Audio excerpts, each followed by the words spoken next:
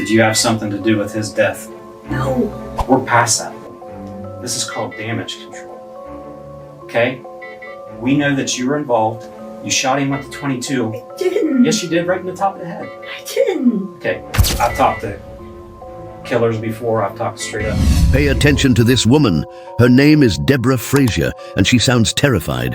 She's whispering that someone broke into her boyfriend's apartment, that she's been shot, and that he's missing. I think someone moved in the apartment. It was unlocked, and there's stuff everywhere, and I can't find my boyfriend, and his truck's here. And Okay, ma'am. Are you inside the apartment? Are you inside the apartment? I need you to back out of the apartment if you are. Come back out of the apartment if you're in there. Okay. Okay? All right.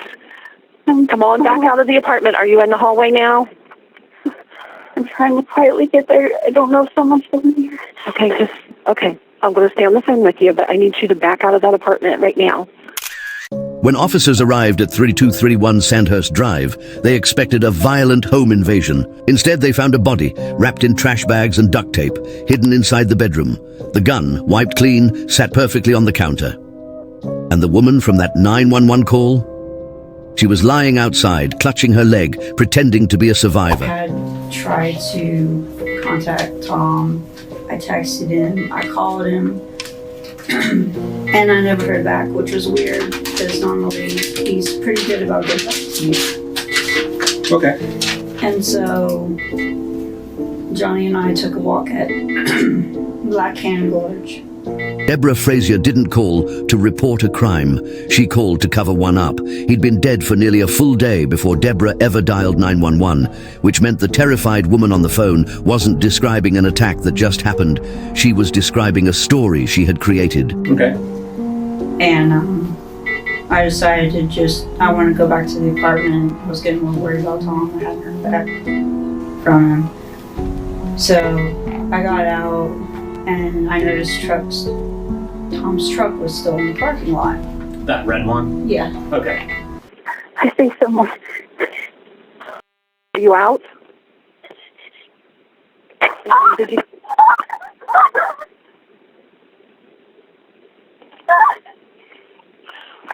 All units, I have an active home invasion. 3231 Sandhurst Drive, 3231 Sandhurst Drive. Active home invasion. Oh my God, I'm shot. Okay. Ma'am, what? He's what? I've been shot. Okay. You have or he has? I have. I haven't even been able to find him yet. Okay. Did you get shot? I did. Okay. All right. Ma'am, who shot you? Someone in the mask. I don't know. I don't want to pay right now. Units, I have shots fired. Shots fired. One person shot. Police found Deborah outside, shaking, covered in blood. Her voice trembled, her eyes darted everywhere.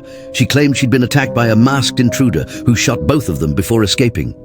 But from the start, something didn't sit right. The neighbors hadn't heard gunshots. There were no broken locks, no open windows, no forced entry. It was the quietest home invasion anyone had ever seen. She was rushed to the hospital, but doctors quickly noticed her wound was minor, a surface graze, and the gunshot pattern suggested it was self-inflicted. And Tom never really goes anywhere without his truck. He's always one of those, he drives himself, or he doesn't really go. Mm-hmm. So I walked in, I saw the cleaning lady, she was just wrapping up. Okay. And I walked to the door and I noticed it was unlocked. Okay. And yeah, I think I thought before you said that you had to unlock the door, but I could have been mistaken. And so I just figured Tom might have forgot to lock it at some point. So I went in and that's when I noticed that the whole apartment was tossed upside down. Okay. And I wasn't really sure what was going on. My mind was going in just a million different directions.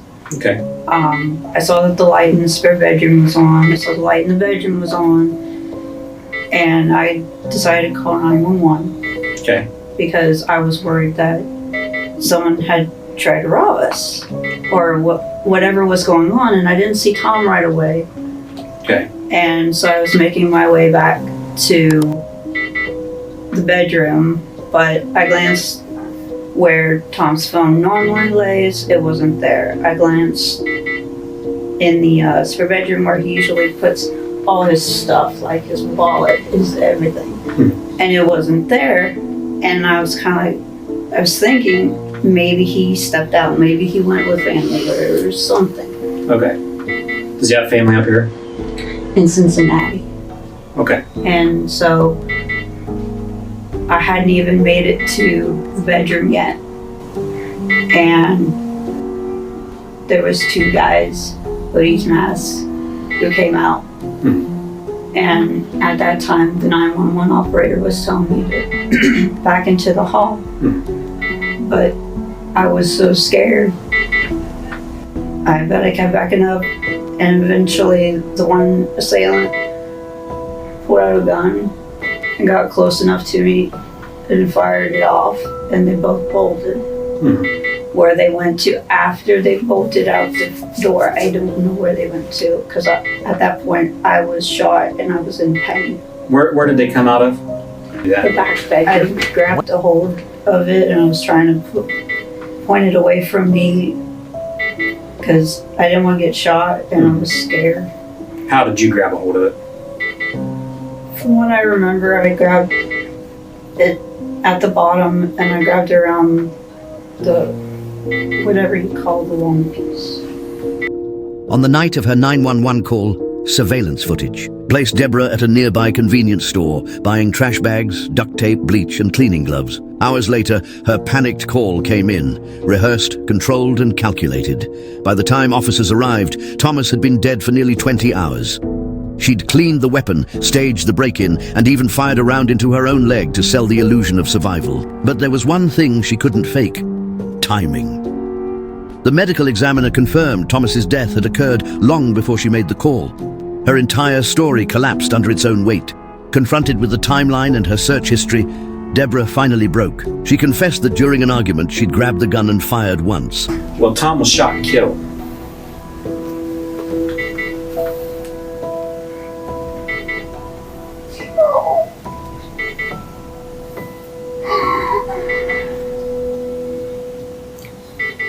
It's all right, you can take a minute.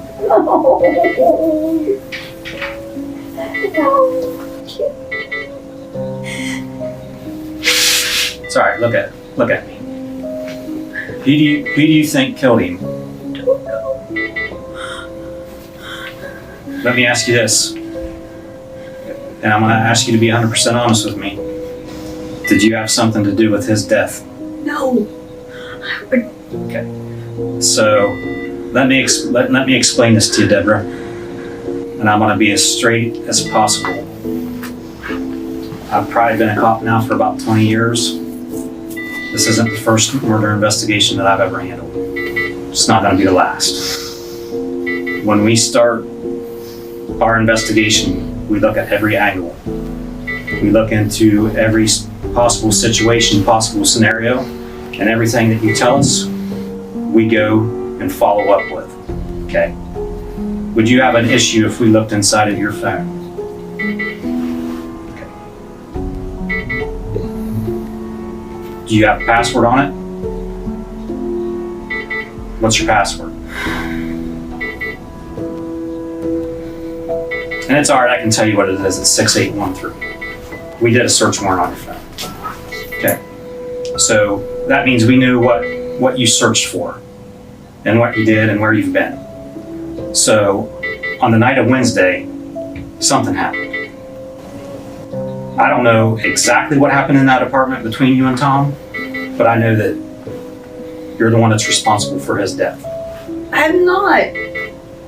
Why are you searching? How long does gunshot residue stay on my hands? Yesterday morning at 8 in the morning. Listen, you did. I didn't.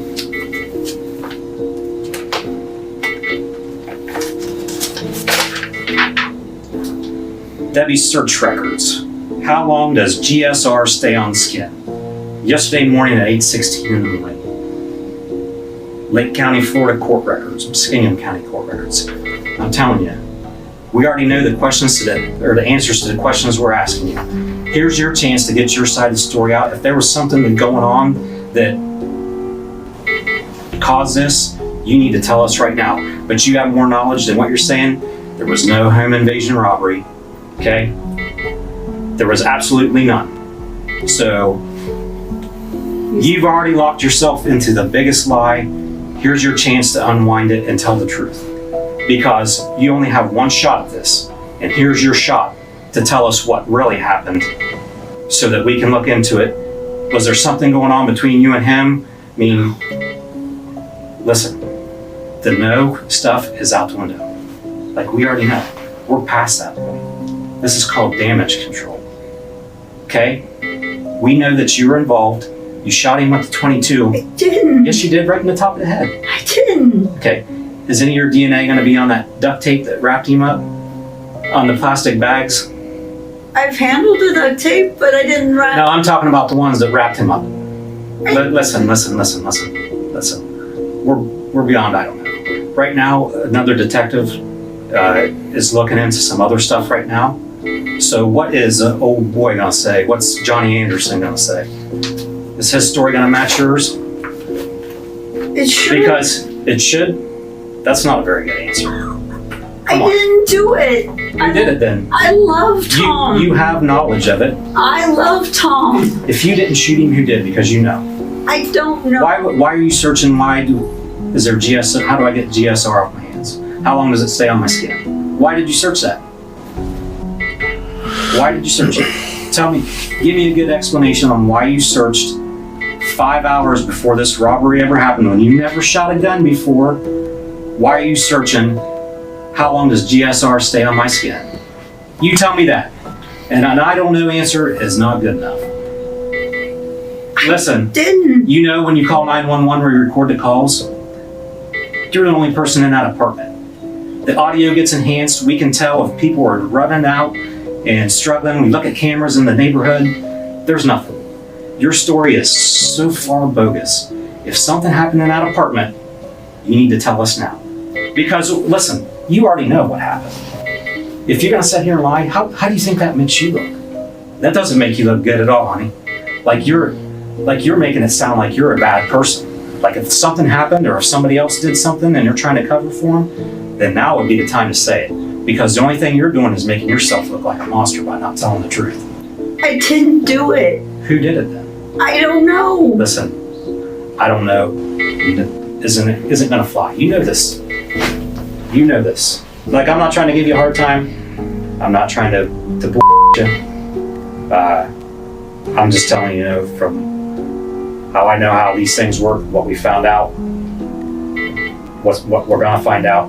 We got multiple search warrants out right now for different things, different type of stuff that's the noose is gonna get tighter on you, okay? And the only thing that you can explain is I don't know, okay? And that doesn't look good. So here's your chance to say what happened and why it happened. I care about him. No, you don't sit here and tell me you care about him. I do. You don't care about him. If you can do what you did to him and then cover it up and then try to wrap him up and then sit here and not be accountable for what you know about what happened, it's like, that's like pretty bad. Like, I'm not gonna sit here and lie to you. Like, I've talked to killers before. I've talked to straight up people that shot several people. They at least had the balls to own it. And you don't. I didn't kill him. So if that's the case, then why'd you try to clean it up?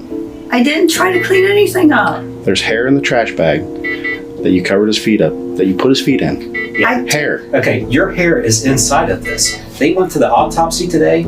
It's gonna come back your hair. I mean, we can wait. We can wait until the DNA comes out, or you can just try to clear it up right now. It is what it is. You're putting yourself so far behind the 8 ball as far as why this happened. Like, you're denying, lying that you wouldn't do anything.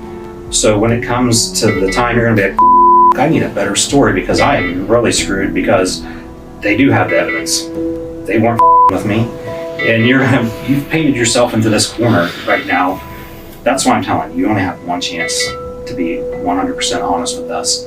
And I can tell you, you ain't been honest. Not even the closest. All right, so your hair is in the duct tape, okay? From where he was wrapped up. I mean, it doesn't. How does that happen? And then, I mean, did you put the bag over his face because you couldn't look at him anymore and see what you done? I didn't cover him up. Okay, so Or you're gonna say that you don't think that hair is gonna come back to you? I don't know. I've been around those trash bags that duct tape. Listen, not out of a roll. yeah, we don't. When Not inside the bag. You got to open the bag. Yeah, you don't get hair on duct tape at Walmart. I mean, I bought a lot of duct tape in my life, but I've never bought any that comes pre-packed with hair, especially your hair. So, I didn't do it. well, the I didn't do it story, that ain't gonna work. Charging you with murder, which is a unclassified felony where you spend life in prison. Felonious assault, which is F2. Tampering with evidence. Gun specs, which is mandatory time on top of any conviction. So you'll get life plus whatever gun spec time. Domestic violence, and your bond's gonna be $2 million. Any other questions for us? All right. Enjoy your stay here. We upload 3 new true crime stories every week. Real cases, real victims, and mysteries that still haunt investigators today. If you're drawn to the darker side of truth, then make sure to subscribe to Mystery Note, because the next story might just be the one you can't forget.